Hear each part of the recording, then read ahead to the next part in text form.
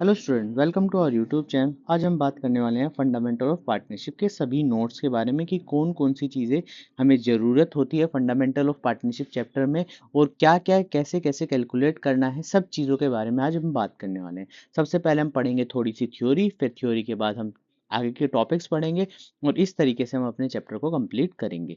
तो स्टार्ट करते हैं। सबसे पहले हम बात करते हैं पार्टनरशिप का मतलब। तो पार्टनरशिप का मतलब क्या होता है, सबसे पहले पढ़ो।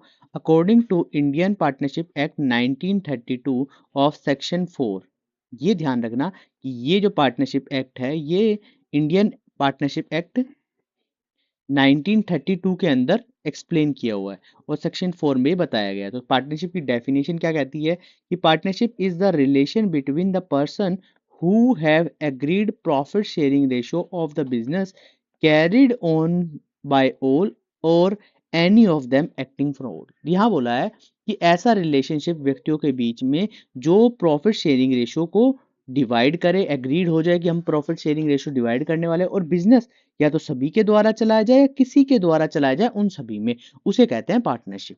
अब कुछ फीचर्स होते हैं पार्टनरशिप के। सबसे पहला फीचर है टू और मोर पर्सन। तो यहाँ पर ध्यान रखना, दो या दो से ज्यादा व्यक्ति ही पार्टनरशिप में होने चाहिए। अगली चीज, एक एग्रीमेंट होना चाहिए, तभी तो पता चलेगा कि प्रॉफिट शेयरिंग रेशो कितना रखा है उन्होंने, बाकी चीजें जो काम कर रहे हैं बिजनेस में क्या क्या चीजें, तो वो एग्रीमेंट में लिखा होना चाहिए। उसके बाद बात करते हैं प्रॉफिट शेयरिंग रेशो। तो प्रॉफिट शेयरिंग रेशो जो होना चाहिए वो भी उसमें लिखा होना चाहिए और पार्टनरशिप में होना चाहिए। होने का मतलब है कि पार्टनरशिप में ये बताया गया हो कि इनका प्रॉफिट शेयरिंग रेशो कितना है। अगली चीज, लॉफुल बिजनेस होना चाहिए। बिजनेस जो होना चाहिए वो लॉफुल होना चाहिए, बिजनेस इनलीगल नहीं होना चाहिए। नेक्स्ट पॉइंट है business can be carried on by all. सभी के द्वारा या किसी एक व्यक्ति के द्वारा बिजनेस को चलाया जाना जरूरी है। अब इसके बाद नेक्स्ट जो डेफिनेशन आती है वो आती है पार्टनरशिप डीड। पार्टनरशिप डीड क्या है? The document containing the agreement in writing among the partner. सभी के द्वारा एक लिखित तौर में एक डॉक्यूमेंट तैयार किया जाता है जिसको हमने पार्टनरशिप डीड कहा गया है। तो ये ध्यान रखना कि ऐसा डॉक्यूमेंट जो रिटन फॉर्म में हो वो पार्टनरशिप डीड है। अब ये पहले क्या होता था, रिटन भी होता था और ओरल भी होता था। अगर ये पूछ ले कि भाई रिटन भी है और ओरल भी है तो यस कर देना, ठीक है। मगर अगर सिर्फ रिटन दिया गया तो रिटन पे ध्यान रखना। तो ये चीज आप ध्यान रखना। अब देखिए नेक्स्ट क्या है, पार्टनरशिप डीड में क्या क्या चीजें जरूरत है। वैसे तो बहुत सारी चीजें होती है मगर मैं यहाँ पर कुछ नाम लिखे हैं। तो nature of the business, business कैसा नेचर का है। Name and address of the firm, name and address of the partners, यहाँ पर capital contributed by the partners. तो ये चीज़ें भी इसमें इंक्लूड की गई हैं कि पार्टनर्स में कौन कौन सी जो कैपिटल है, एड्रेस क्या होना चाहिए पार्टनर्स का, वो सभी यहाँ पर लिखा गया। और साथ में रेशो जो होती है वो भी यहाँ पर लिखी हुई होनी चाहिए पार्टनरशिप डीड में। और बहुत सारी चीज़ें हैं मगर आपको सिर्फ इतनी ही पढ़नी जरूरी है। अब बात करते हैं नेक्स्ट के बारे में। तो नेक्स्ट क्या है कि देखो कि अगर पार्टनरशिप डीड की एब्सेंस हो जाए, पार्टनरशिप डीड नहीं हो, तो कैसे चीजें डिवाइड होती हैं। तो सबसे पहले होता है प्रॉफिट शेयरिंग रेशो। तो profit sharing ratio equally divide होता है, इक्वली डिवाइड होता है, ये ध्यान रखना। अगर पार्टनरशिप डीड नहीं है तो पार्टनरशिप डीड है तो उसमें जो लिखी है वही हो गए, मगर अगर नहीं है तो इक्वली डिवाइड होता है। नेक्स्ट क्या है, interest on capital. Interest on capital, कोई इंटरेस्ट ऑन कैपिटल नहीं पेड होगा। इसी तरीके से इंटरेस्ट ऑन ड्राइंग, कोई इंटरेस्ट ऑन ड्राइंग भी चार्ज नहीं होगा। मगर इंटरेस्ट ऑन लोन या कोई भी एडवांस लिया गया है किसी पार्टनर के द्वारा तो ये जो है 6% पर एनम पेड होगा। इसके बाद सैलरी एंड कमीशन, ये भी पेड नहीं होगा। तो इतनी बात ध्यान रखना। अब एक एक करके हम जो प्रैक्टिकल क्वेश्चन है उनके टॉपिक पढ़ते हैं। तो सबसे पहला जो टॉपिक है वो है इंटरेस्ट ऑन ड्राइंग। तो इंटरेस्ट ऑन ड्राइंग क्या कहता है भाई कि दो मेथड है, एक सिंपल मेथड है एक प्रोडक्ट मेथड है। सिंपल मेथड में भी दो मेथड है, एक जब डेट फिक्स होगी, एक जब डेट फिक्स नहीं होगी। तो सबसे पहले हम सिंपल मेथड पढ़ते हैं। इसमें दो तरीके हैं, जब डेट नहीं फिक्स हो। फिक्स का मतलब क्या होता है कि भाई एक ही समय पे, भाई 1 फरवरी को पैसे निकाल रहा है तो नेक्स्ट 1 मार्च को निकालेगा, फिर 1 अप्रैल को निकालेगा। तो इस तरीके से जो first of the beginning date जो है वो ही एक फिक्स होती है, या मिडिल में कोई डेट ले ली तो वो सब फिक्स होती है। जैसे यहाँ पर फिक्स डेट मैंने लिखी हुई है, तो ये सब फिक्स डेट होती हैं कि at the end of every month, at the beginning of every month, 15th of every month, ठीक है। तो इस तरीके से अब इंटरेस्ट ऑन ड्राइंग का फॉर्मूला तो क्या होता है, drawing into rate upon 100 into month upon 12। Main चीज है ये मंथ, बाकी तो रेट और ड्राइंग तो सब कुछ से फिक्स होगी मगर ये मंथ सबसे मेन है। जब डेट फिक्स नहीं है, देखो पहले 1 फरवरी में 10,000 रुपए निकाले, फिर 30 अप्रैल को 12,000 रुपए निकाले, 1 जुलाई को 15,000 रुपये लिख रहे, 15 अक्टूबर को 20,000 रुपये, फिर 31 दिसंबर को 30,000। तो कभी बिगिनिंग में पैसा आ रहा है, कभी एंड में आ रहा है, कभी बिगिनिंग में, कभी मिडल में, इस तरीके से चीजें चल रही हैं। और जो ईयर दे रखा है वो 31 दिसंबर, मतलब ईयर एंड जो था 31 दिसंबर था, ये ध्यान रखना, ठीक है। ये अच्छा, ये डेट जो है ये अपने अकॉर्डिंग 31 मार्च भी हो सकती है, मगर ये चीज ध्यान रखना है। अगर यहाँ पर मैंने स्पेशली इसलिए दी है कि आप समझो कि ईयर जो एंड है उसके बारे में मतलब भी एक इंपॉर्टेंट पॉइंट रखा जाता है। क्यों रखा जाता है? क्योंकि उससे पता चलता है कि कितने मंथ का मुझे इंटरेस्ट पेड करना है, कितना नहीं पेड करना। और 6% पर एनम दिया है। देखो फरवरी से 31 दिसंबर तक कितना हो गया? 11 मंथ। तो 11 मंथ का जो है इंटरेस्ट ऑन ड्राइंग निकालना है। इसी तरीके से 30 अप्रैल में 8 मंथ, 1 जुलाई में 6 मंथ, 15 में 2.5 और 31 से 31 कितना हो गया? 0 मंथ। तो यहाँ पर जो कैलकुलेशन होगी वो कितनी होगी? 0। तो इस तरीके से कैलकुलेट करना, और ये कैलकुलेट करने के बाद ये 1730 रुपए जो है हमारी इंटरेस्ट ऑन ड्राइंग कैलकुलेट हो जाएगी। बस इतना सिंपल सा है कि ड्राइंग के प्लेस पर ड्राइंग, जैसे पहले वाले में 10,000, रेट 6 था और मंथ जो था वो 11 था। सॉल्व किया तो 550 आ गया, फिर 480 आ गया, फिर 450 आ गया, फिर 250 आ गया और फिर 0 आ गया। इस तरीके से तो क्या करना है, पहले पॉज करना है, इस क्वेश्चन को सॉल्व खुद से करना है और क्वेश्चन को इस तरीके से ऐड कर देना लास्ट में। एक बात और ध्यान रखनी है कि ये जो क्वेश्चंस हैं, अभी हम क्वेश्चंस भी करेंगे जो बुक में दिए गए हैं, मगर ये जो पार्ट है ये सब चीजें अपने नोट्स में लिख लेने हैं प्रॉपर तरीके से। अब देखो जब डेट फिक्स हो तो यहाँ पर डेट फिक्स में टोटल ड्राइंग आती है। टोटल ड्राइंग मैंने क्यों लिखा है? क्योंकि देखो आगे समझाऊंगा कि किस तरीके से चीजें ऐड होनी है। रेट बाय 100 सेम है, मंथ बाय 12, तो मंथ सबसे मेन है जो कैलकुलेट करने। तो इसके लिए एक टेबल बनाई जाती है, table showing calculation of month. तो सबसे पहले क्या है, मैंने एक टेबल बनाई, केस लिखा यहाँ पर फॉर 12 मंथ, फिर फॉर 6 मंथ, फिर क्वार्टरली, फॉर हाफ ईयरली। तो ये सब चीजें यहाँ पर सबसे पहले लिखनी है। और 3 ही टाइम है, बिगिनिंग, मिडल और एंड में ही जो है ड्राइंग क्रिएट होगी।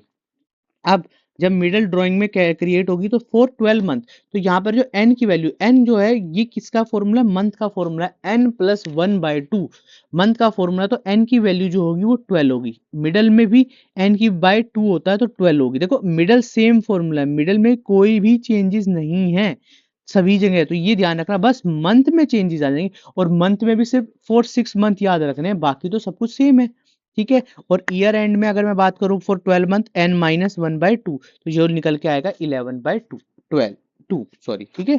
इसके बाद फॉर 6 मंथ के लिए यहाँ पर क्या है, मंथ n प्लस 1/2। तो देखो ये दोनों सेम है, मगर यहाँ पर ये जो मंथ है ये दोनों अलग अलग हैं, तो यहाँ से कैलकुलेट हो जाएगा। इसके बाद मंथ जो n/2 है वो बिल्कुल सेम है, बस 6/2 आ जाएगा, यहाँ पर 12/2 आ जाएगा। n-1 बिल्कुल सेम है, तो सेम टेबल बन रही है, बस मंथ आपको याद रखना है इनमें। और बाकी में देखो क्वार्टरली, क्वार्टरली कितने क्वार्टर होते हैं, इसके बेस पर हमने क्या किया है, चीजों को यहाँ पर ऐड किया है कि यहाँ पर कितने मंथ बाद क्वार्टर होता है या कितने, ठीक है। तो यहाँ पर आएगा n+3, और जब हम टोटल ड्राइंग निकालेंगे तो क्वार्टर जितने होते हैं उनसे मल्टीप्लाई कर देंगे, तो यहाँ पर आएगा n+3 और यहाँ पर n-3। यहाँ पर देखो n+6 और n-6 फॉर हाफ ईयरली, ये आधे साल, इन दोनों में फर्क है। यह फॉर 6 मंथ, फॉर 6 मंथ तो कोई भी 6 मंथ हो सकते हैं, मगर हाफ ईयरली तो होगा ना आधा मंथ। जैसे कि अगर मैं 1 जनवरी से स्टार्ट करता हूँ तो 1 जनवरी से लेके जो मेरे बनेंगे 30 जून तक वो होंगे मेरा हाफ ईयरली, ठीक है, इस तरीके से। मगर 6 मंथ तो कभी भी हो सकते हैं कि 1 फरवरी से लेके 31 जुलाई तक 6 मंथ हो गए। तो ये सब चीजें ध्यान रखनी होगी, इसलिए ये टेबल बनाई गई है। तो यहाँ पर जो निकल के आएगा वो निकल के आएगा 15/2, 6 और 9/2, ठीक है।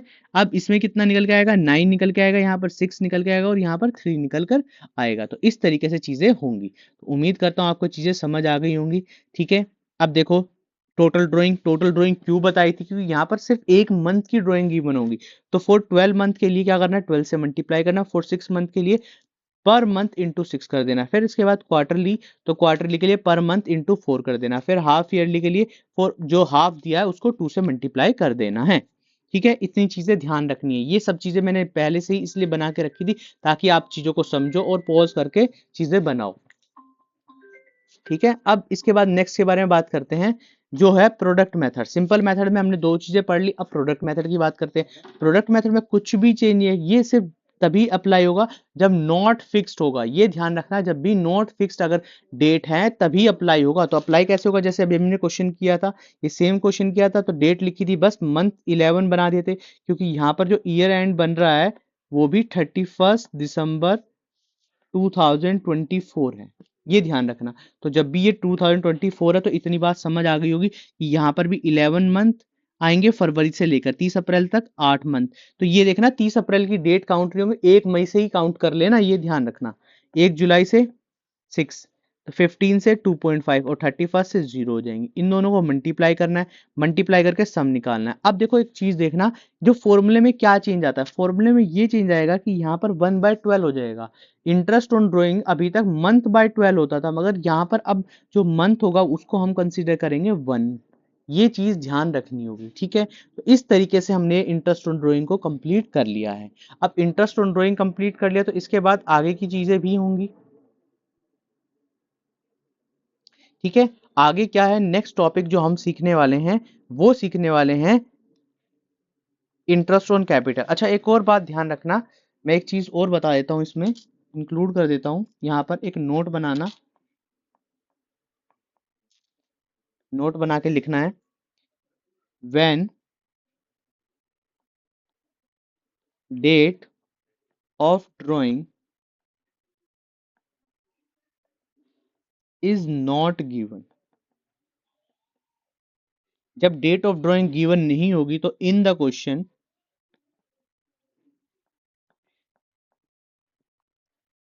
Interest on drawing will be calculated for 6 month. ये ध्यान रखना, अगर डेट नहीं गिवन है और रेट गिवन है तो वहां पर मंथ की प्लेस पर 6 लेना। तो फॉर्मूला क्या बन जाएगा, interest on drawing equal to में total drawing into rate upon 100 into 6/12। इतनी बात ध्यान रखनी है, ठीक है। अब नेक्स्ट टॉपिक के बारे में बात करते हैं। नेक्स्ट टॉपिक भी बहुत इंपॉर्टेंट है, जिसका नाम है इंटरेस्ट ऑन कैपिटल। अब इंटरेस्ट ऑन कैपिटल की बात करते हैं तो देखो, इंटरेस्ट ऑन कैपिटल जो कैलकुलेट होता है वो ऑलवेज कैलकुलेट होता है हमेशा ओपनिंग कैपिटल पे। हमारे पास ओपनिंग कैपिटल होनी चाहिए और इंटरेस्ट ऑन कैपिटल क्या कह सकते हैं, इजिली हम कैलकुलेट कर सकते हैं, ठीक है। तो इसके लिए क्या फॉर्मूला बना, यहाँ पर बनता है formula interest on capital equal to में opening capital into rate upon 100। देखो यहाँ से जो क्वेश्चन आता है वो ये भी पूछा जाता है कि भाई इंटरेस्ट ऑन कैपिटल किस पे कैलकुलेट हो सकता है। ऑप्शंस दिए जाएंगे आपको 1 मार्क क्वेश्चन में, तो वहां पर ध्यान रखना ओपनिंग कैपिटल। मगर अगर ओपनिंग कैपिटल ही गिवन ना हो क्वेश्चन में, अगर ओपनिंग कैपिटल नहीं गिवन है क्वेश्चन में और एक उसके प्लेस पर क्या गिवन है, एडिशनल कैपिटल गिवन है, एडिशनल कैपिटल यहाँ पे लिख देते हैं एडिशनल कैपिटल। अगर एडिशनल कैपिटल गिवन हो जाएगी तो क्या हो जाएगा, फॉर्मूला हो जाएगा additional capital into rate upon 100 into month upon 12, ठीक है। अब जब एडिशनल कैपिटल का यूज किया हो, मतलब कौन सी डेट पर अभी क्वेश्चन करेंगे तो उसमें, तो इसकी वजह से यहाँ पर मंथ भी इंक्लूड हो जाएंगे, ऊपर वाले में इंक्लूड नहीं होते, क्योंकि ओपनिंग कैपिटल तो आपको पता है भाई स्टार्टिंग की दी हुई है, उस पर इंटरेस्ट ऑन कैपिटल पूरे साल का लग जाएगा। मगर यहाँ पर जो है एडिशनल कैपिटल जो है हम कभी मिडल में भी यूज लगा सकते हैं, तो उस चीज को ध्यान रखते हुए ये चीज ध्यान। अब ये तो समझ आ गया कि भाई ठीक है इन दोनों में से, मगर अगर ओपनिंग कैपिटल नहीं गिवन, उसके अलावा कुछ चीजें हमें गिवन हो जाएं, तो हम कैसे कैलकुलेट करें ओपनिंग कैपिटल। यहां पे लिख देते हैं when opening capital is not given, ठीक है। तो कैलकुलेशन या कैलकुलेट ओपनिंग कैपिटल, तो हम कैसे ओपनिंग कैपिटल कैलकुलेट कर सकते हैं। तो ध्यान रखते हुए सबसे पहले हमें क्या बनाना है, एक टेबल बनानी है। ठीक है, टेबल बनानी है। अच्छा, वैसे टेबल की जरूरत नहीं है, सिर्फ मैं आपको थोड़ा सा अच्छे तरीके से बताने के लिए यहाँ पर टेबल बना रहा हूँ। जैसे दो पार्टनर है एक्स और वाई, तो दोनों की ओपनिंग कैपिटल हमें कैलकुलेट करनी है। यहाँ पे लिख देते हैं एक्स, यहाँ पे वाई, और यहाँ पर हम पर्टिकुलर डाल देते हैं। ठीक है, पर्टिकुलर डाल देते हैं। तो सबसे पहले क्या क्या चीजें ऐसी गिवन हो सकती हैं जो ओपनिंग कैपिटल कैलकुलेट करें? तो सबसे पहले गिवन होगा closing capital plus drawing plus loss, अगर कोई लॉस गिवन है तो minus profit minus additional capital. ठीक है, इस तरीके से हमें इंफॉर्मेशन गिवन होगी। तो इनमें से जो भी इंफॉर्मेशन गिवन होगी उन सबको प्लस माइनस करना है, और जैसे ही आप प्लस माइनस करेंगे तो हमारा जो फाइनल आंसर आएगा वो आएगा ओपनिंग कैपिटल। तो इस तरीके से हम इस क्वेश्चन को सॉल्व कर पाएंगे। उम्मीद करता हूँ आपको कैपिटल समझ आ गई होगी कि कैपिटल कैसे कैलकुलेट करना है, इंटरेस्ट कैसे कैलकुलेट करना है। तो एक छोटा सा टॉपिक है, इसके क्वेश्चंस भी हम जल्दी से जल्दी करेंगे। बस भूलना मत चैनल को लाइक शेयर और सब्सक्राइब करना है, साथ में इंस्टाग्राम को फॉलो कर लेना है। उस पर भी धीरे धीरे चीजें अपडेट होती चली जाएंगी। आप जितना सपोर्ट करेंगे उतनी चीजें आपके लिए भी बहुत अच्छे तरीके से बन जाएगी। कोई भी ऐसा इंसान नहीं होगा जो फॉर्मेट बता रहा होगा, मैं आपको फॉर्मेट एक जगह पे लिख के दे रहा हूँ सब कुछ। तो ये फॉर्मेट ध्यान रखना कि ये बहुत काम वाली चीज है। और अब बोर्ड आ रहा है तो बोर्ड के लिए भी बहुत अच्छे तरीके से प्रिपेयर की गई हैं चीजें, वो भी जल्द से जल्द आपको मिलेंगी। जैसे कि 10th क्लास स्टूडेंट्स के लिए तो 120 क्वेश्चंस बना दिए गए हैं मैथ्स के लिए, जो बहुत मुश्किल लगते हैं स्टूडेंट्स को, तो वो सभी इसमें इंक्लूड हो जाएंगे जल्द से जल्द। अब बात करते हैं नेक्स्ट टॉपिक के बारे में, जिसका नाम है प्रॉफिट एंड लॉस एप्रोप्रिएशन। ठीक है, profit and loss appropriation.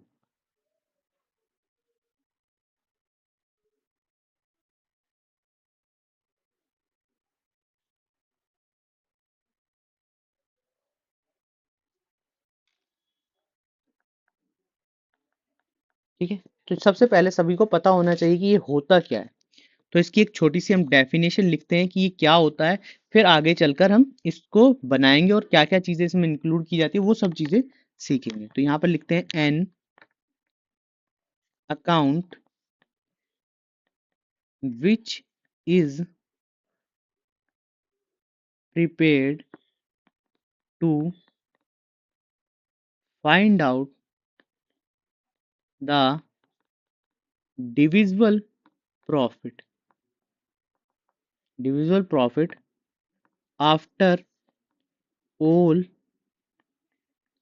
adjustment related with partners such as interest on capital। ठीक है, इंटरेस्ट ऑन ड्राइंग ये भी हमने सीखे भी हैं। ठीक है, इनके अलावा बहुत सारी चीजें जैसे सैलरी वगैरह भी सब चीजें is known as profit and loss appropriation account.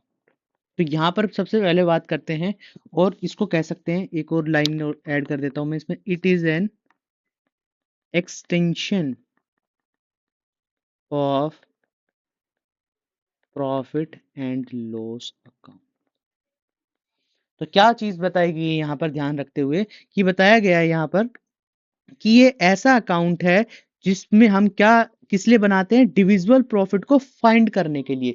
बाकी सभी एडजस्टमेंट को करने के बाद, जैसे इंटरेस्ट ऑन कैपिटल हमने सीखा, इंटरेस्ट ऑन ड्राइंग, तो इसमें सब चीजें इंक्लूड होती हैं। तो इन सबको के बाद जो डिविजिबल प्रॉफिट निकलता है उसको वो कहाँ से कैलकुलेट होता है, पीएनएल एप्रोप्रिएशन अकाउंट से। और ये जो है प्रॉफिट एंड लॉस का ही एक्सटेंशन पार्ट है, इसीलिए ये चीज ध्यान रखना। ठीक है, अब हम इसके फॉर्मेट की बात करते हैं। तो फॉर्मेट कैसे बनेगा, एक एक चीज सीखेंगे कि डेबिट में क्या चीज आएगी, क्रेडिट में क्या क्या चीजें आएंगी।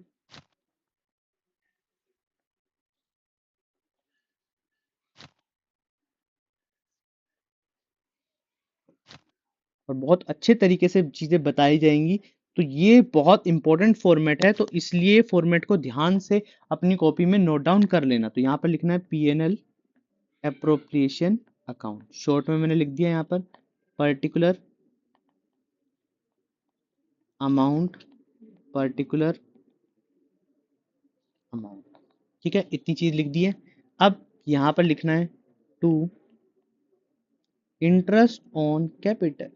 अभी हमने सीखा है किस पे कैलकुलेट होता है, ठीक है, और क्या है पार्टनर्स। जैसे दो पार्टनर के नाम लिख लिए ए और बी को हम कैलकुलेट करते हैं। चलिए एक काम करता हूँ, मैं फॉर्मेट बनाने से पहले इससे रिलेटेड चीजें जो हैं वो हम थोड़ी सी सीख लेते हैं कि कैसे कैलकुलेट होती है, फिर उसके बाद हम फॉर्मेट पे दोबारा से वहीं पर आते हैं कि कौन सी ट्रांजेक्शन कहाँ पे जाएगी। तो सबसे पहले मैं यहाँ पे लिख देता हूँ debit side item.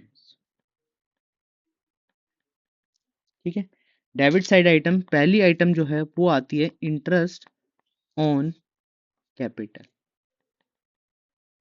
Interest on capital. ठीक है, इंटरेस्ट ऑन कैपिटल क्या होती है, इट इज ऑलवेज किस पे कैलकुलेट होती है, मैंने बताया भी है, कैलकुलेटेड ऑन ओपनिंग कैपिटल। तो हमने सबसे पहली चीज यहां पर लिख ली है। सेकंड जो चीज है वो आती है partner salary, partners salary. Partner salary के बारे में बात करें तो यहां पर होता है per month into 12 per annum into 1। ठीक है, अगर पर मंथ सैलरी दी गई है तो मल्टीप्लाई कर देना 12 से, पर एनम दी गई है तो मल्टीप्लाई कर देना 1 से। इतनी बात ध्यान रखना। ठीक है, अब थर्ड जो चीज आती है वो क्या आती है, थर्ड चीज, थर्ड चीज आती है पार्टनर कमीशन। पार्टनर कमीशन के बारे में क्या, देखो पार्टनर कमीशन दो टाइप से चार्ज होते हैं, दो टाइप से चार्ज होते हैं, एक बिफोर चार्ज होता है, एक आफ्टर चार्ज होता है। तो मैं यहाँ पे लिख देता हूँ व्हेन कमीशन, शॉर्ट में लिख देता हूँ commission is given before charging such commission. ठीक है, तो यहाँ पर कमीशन का जो फॉर्मूला बन के आएगा वो आएगा net profit, net profit minus all expenses into rate upon 100। इतनी बात ध्यान रखना। तो ये फॉर्मूला आएगा, तो इसमें कोई चेंज नहीं है, सिर्फ रेट से मल्टीप्लाई कर देना है। मगर जब क्वेश्चन में यहां पे लिख देते हैं when commission is given after charging, ठीक है, आफ्टर चार्जिंग दी गए हो, तो कैसे कैलकुलेट करें। तो यहाँ पे लिखेंगे कमीशन इक्वल टू में net profit minus all the expenses into rate upon 100 plus rate.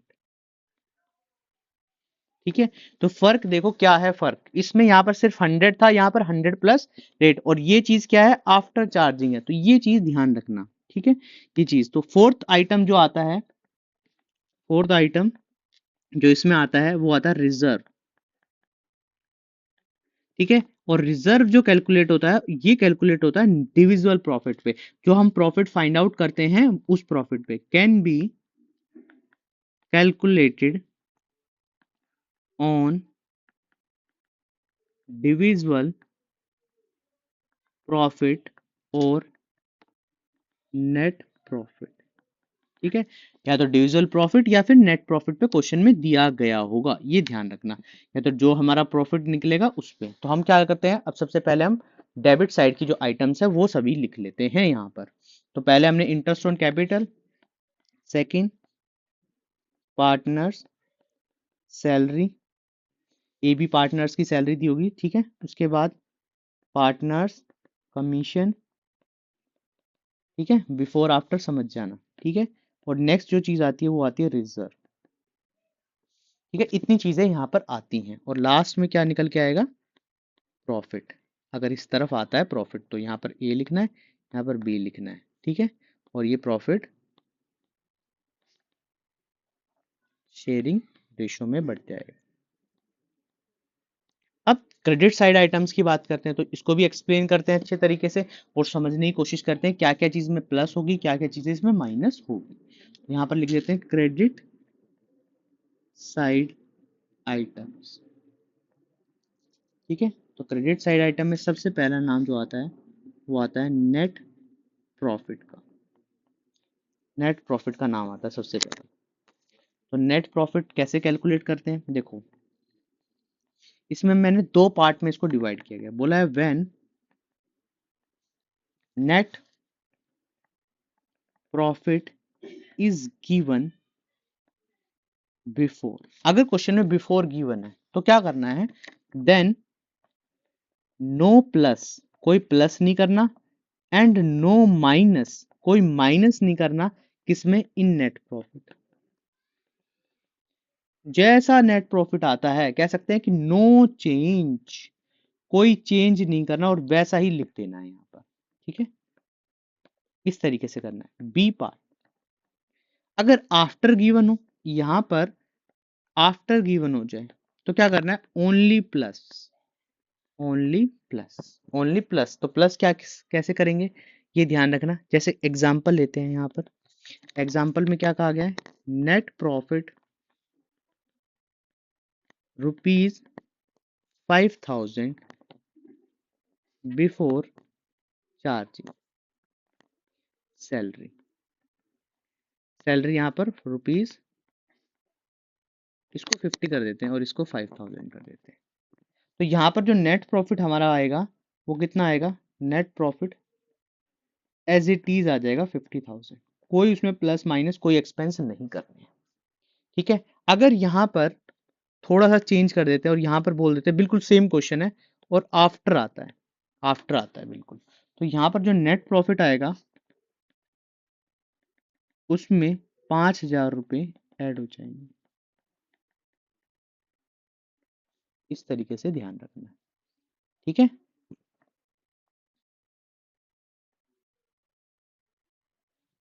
इस बात का ध्यान रखेंगे। अब इसमें जो नेक्स्ट आइटम्स आती हैं वो कुछ अच्छी चीजें हैं, जैसे कि सबसे पहला जो नाम है वो है इंटरेस्ट ऑन पार्टनर्स लोन। अब पार्टनर्स ने लोन लिया, ठीक है, वो कहाँ पे रिकॉर्ड करना है, कैसे रिकॉर्ड करना है, किस तरीके से रिकॉर्ड करना है, it will not be recorded in PNL account, PNL appropriation account, because it is charged against the profit। it means, को समझना है, it means that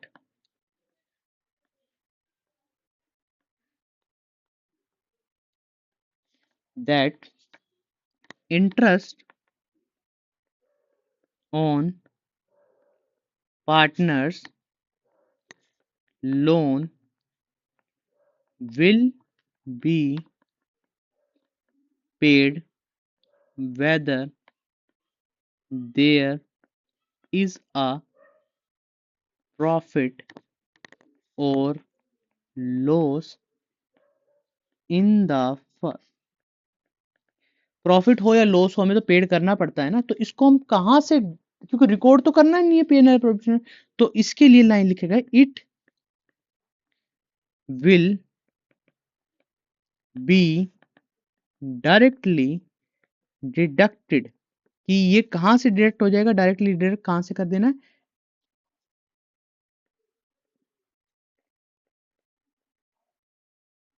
कहां से ये डिडक्ट करना है, कहां से माइनस करना है, ये नेट प्रॉफिट में से माइनस कर देना है, ये नेट प्रॉफिट से माइनस कर देना है। इतनी बात आपको याद रखनी है, ठीक है, अभी कैसे करेंगे वो मैं अभी फॉर्मेट में जब बताऊंगा तब थोड़ा सा और अच्छे से।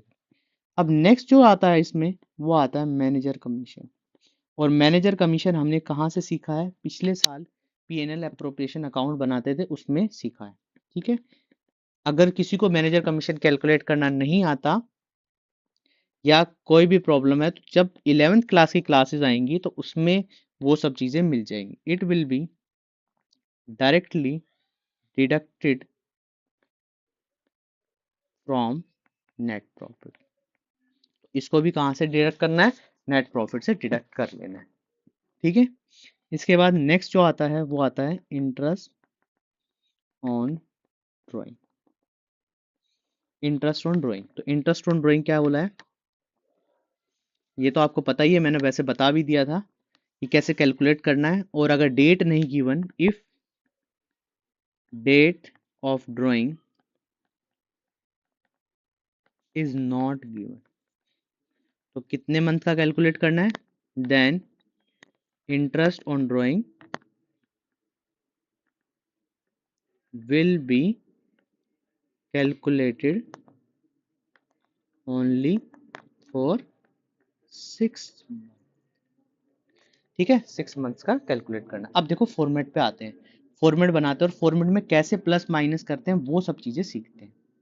ठीक है, तो यहाँ पर क्या चीज आ जाएगी, यहाँ पर आएगी बाय नेट प्रॉफिट, ये आ जाएगा।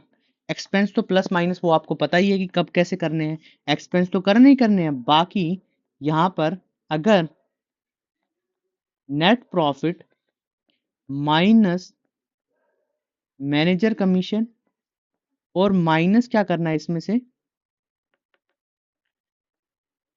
माइनस करना है इसमें से इंटरेस्ट ऑन पार्टनर लोन। ये ध्यान रखना कि पार्टनर लोन जो है वो भी डिडक्ट करना ही करना है। और इसमें एक नई चीज और आती है, नई चीज कह सकते हैं, आपके लिए पुरानी हो चुकी होगी क्योंकि आपने इंटरेस्ट ऑन ड्राइंग कैलकुलेट करना सीख लिया है।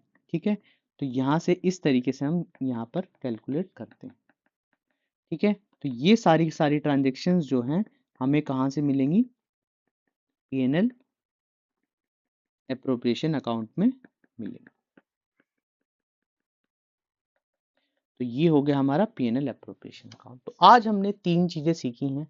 सबसे पहले 3 चीजें आपको आनी चाहिए। अभी इसमें थोड़ा सा और चीजें बची हुई हैं, फॉर्मेट थोड़े से और बचे हुए हैं जिसको हम नेक्स्ट वीडियो में सीखेंगे क्योंकि वीडियो थोड़ी सी लंबी हो जाएगी और मैं नहीं चाहता कि एक ही वीडियो में आप थोड़ा सा कंफ्यूज हो जाएं कि ये कैसे कैलकुलेट करना है, ये कैसे कैलकुलेट करना है। तो इसके लिए हम नेक्स्ट वीडियो में भी इसको लेकर आएंगे। तो ये जो फर्स्ट वीडियो है ये आपको देखनी है और इसमें सीखना है कि क्या क्या चीजें हैं और कुछ इंपॉर्टेंट इंफॉर्मेशन भी। 120 प्लस क्वेश्चंस कह सकते हैं, 120 क्वेश्चंस जो हैं मैथ्स क्लास 10th स्टूडेंट,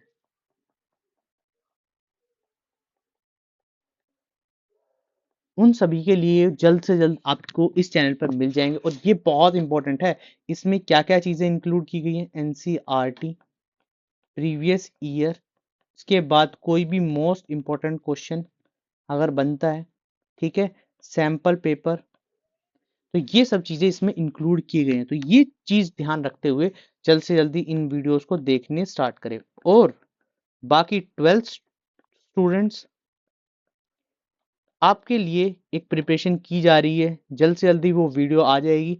सभी चैप्टर्स के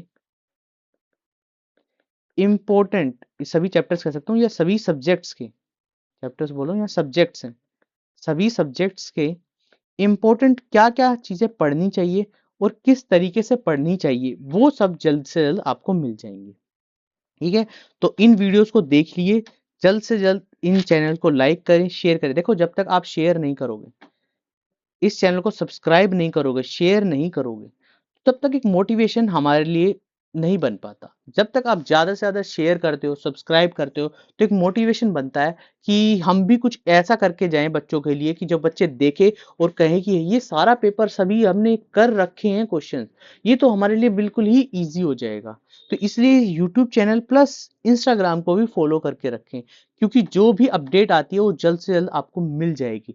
मगर अगर आप ऐसे करेंगे क्योंकि देखो अभी तक किसी भी टीचर ने, मैं जितने भी मैंने देखे यूट्यूब पे, ऐसे फॉर्मेट नहीं लिखवाए होंगे। तो ये फॉर्मेट्स मैंने आपको बताए हैं किस तरीके से क्या क्या चीजें आती है। सबसे मेन चीज है, अकाउंटेंसी में कोई भी स्टूडेंट फेल नहीं होता अगर उसे फॉर्मेट की नॉलेज है, उसे डिटेल में पता है कि चैप्टर में क्या चीजें हैं, किस तरीके से हैं। अगर ये सब चीजें पता है तो वो कभी भी फेल नहीं होगा। फेल कह सकते हो, बहुत अच्छे मार्क्स लेकर जाएगा। और मैंने पूरी प्लेलिस्ट जो है आपके लिए बना के रखी हुई है, उस प्लेलिस्ट को देखना है। उस प्लेलिस्ट में आपको बहुत सारी चीजें मिल जाएंगी। ठीक है, तो आज के लिए इतना ही रखते हैं। चैनल को लाइक शेयर और सब्सक्राइब करना ना भूलें। जब तक आप शेयर सब्सक्राइब नहीं करेंगे तब तक चीजें नहीं अवेलेबल होगी। शेयर सब्सक्राइब कीजिए और उसके बाद देखिए कि आपको क्या क्या चीजें, आप एग्जाम को बिल्कुल इजीली सॉल्व कर पाएंगे। तो आज के लिए इतना ही रखते हैं। थैंक